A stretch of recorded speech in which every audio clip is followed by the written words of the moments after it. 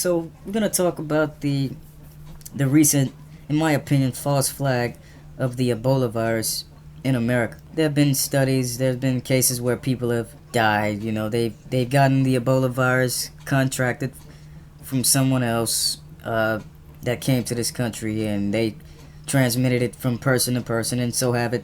My take on the Ebola virus, I think it's just a false flag operation to continue to brainwash society, because with fear you can control. If you claim that there's a deadly disease in the air, you can have everyone paranoid and scared to talk to people, scared to leave their homes, and that just makes it easier to control people in your country. That would be a dictatorship. Now, the shadow government is a dictatorship. They use these tactics to cause fear in society and make people paranoid. It was the same with 9/11. Once that operation concluded, Americans were suspicious of Muslims, right? Now, coincidentally, there is a Ebola outbreak, Ebola virus outbreak, around the time that Obamacare is supposed to be taking flight.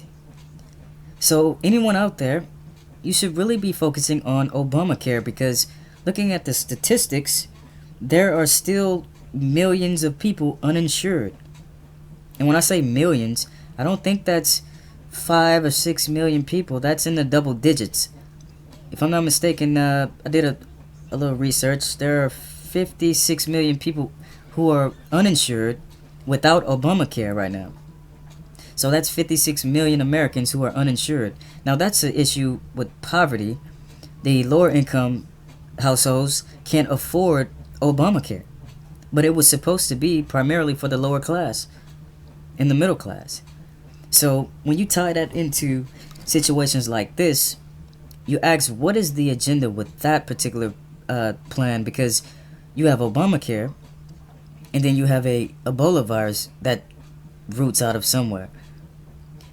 That seems to be a very tough task for President Obama to tackle that issue, because now it becomes even more serious, right? That these people are insured, right? But let me touch on this issue. The Ebola virus comes from another country, right? Some foreigner comes to this country and they bring a virus, a deadly virus, with them, and they enter into another country with that deadly virus. Now, as the US government is concerned, shouldn't they be taking procedures to have people checked out when they enter into this country? If you're a foreigner and you apply for citizenship, shouldn't that also include getting checked out at a hospital, at a clinic, for viruses? I mean, to say that the government is unaware of deadly diseases that come from other countries is ludicrous. You can't believe they don't understand that particular dynamic. I mean, looking at the swine flu, the H1N1 virus, these viruses, these diseases, these flus, these things that can devastate a population, shouldn't we take it even more serious when we have people coming from other countries that have deadly diseases? Because if you look at America, there are a few deadly diseases, but primarily they're from other countries due to, unsanitary environments. So the government is not having these people checked out. I guess they would say, well, it's their responsibility to get insured and have health care and get checked out for diseases. Well, you are letting them come into your country and gain citizenship. Therefore, you do have a responsibility to keep track of that person initially. Now, after they've been checked out mandatorily from the government, then it's up to them to keep up with their health, of course. But if someone crosses a border, entering into a new environment, they potentially may have a disease. A group of people may have diseases, viruses, and due to interaction with people, they may have that carry over into that society. So if you ask me, it's a false flag, because if that was serious, I think the government would have tackled that before someone came to this country with that Ebola virus, because since we're such a big brother of other countries, we would keep tabs of nations' health statuses. So when you know people are coming to your country for a change of life, the American dream, and so have you, you would keep track of people's health when they come to your country because you're concerned about your country and that person, to not devastate a population with deadly diseases. So I just wanted to touch on that. I'll probably come back more in depth with that, but to say that the government is naive to that or they didn't think about that, then we seriously need to address some of the accountability that the government should have dealing with these issues. Now, of course, perhaps now they would be concerned about it, but that's the question. Why weren't they concerned about it before? I think it's just a false flag to once again make people in the country paranoid, because the more people become revolutionary in their mindset about these shadow governments' agendas, the more that becomes exposed in that society. So they have to make you fear, to blanket over your eyes the truth of what's going on, in which you're standing up and fighting for. So they create more scare tactics. You know, that the guy, I forget his name, his last name's Duncan, African American, he died due to the Ebola virus, and they quarantined the area. They took, quarantined the apartment, cleaned out the whole. When you see things like that on the news, through media, but you got these guys in their biohazard suits, and they're going into the communities. This is a depopulation tactic.